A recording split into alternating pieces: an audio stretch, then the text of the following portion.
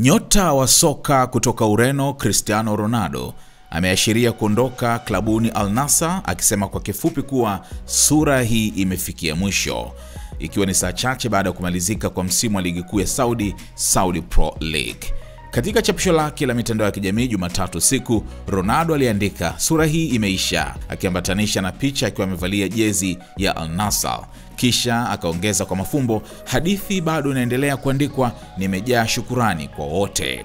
Mshambuliaji huyo mwenye umri wa miaka 40 alijiunga na Al Nassr mwaka 2022 akitokea Manchester United, na mkataba wake unatarajiwa kumalizika msimu huu wa joto.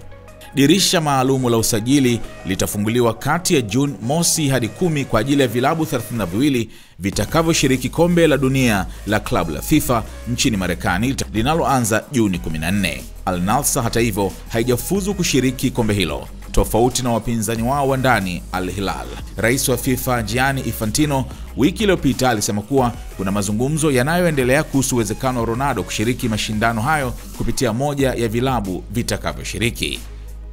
Kuna mazungumzo na baadhi ya vilabu. Kwa hiyo kama kuna klabu yoyote inayotazama na ingependa kumsajili Ronaldo kwa ajili ya Club World Cup, nani ajuae, alisema Infantino alipokuwa akihojiwa na streamer maarufu iShowSpeed. Ronaldo alikuwa mfungaji bora wa ligi ya Saudi msimu huu akiwa na magoli 24, ingawa Al Nassr ilimaliza katika nafasi ya 3 na kutolewa katika nusu fainali ya ligi ya mabingwa wa Asia na klabu ya Kawasaki Frontale ya Japan. Mwaka jana mshindi huyo wa Ballon d'Or mara 5 alisema anaweza kustaafu akiwa Al Nassr, lakini ujumbe wake wa hivi karibuni unaonekana kuashiria mwelekeo tofauti. Wakati huo huo, Lionel Messi, mpinzani mkubwa wa Ronaldo kwa miaka mingi, yeye atashiriki Club World Cup akiwa na klabu ya Inter Miami. Kwa sasa macho yote yanaelekezwa kwenye hatma ya Ronaldo.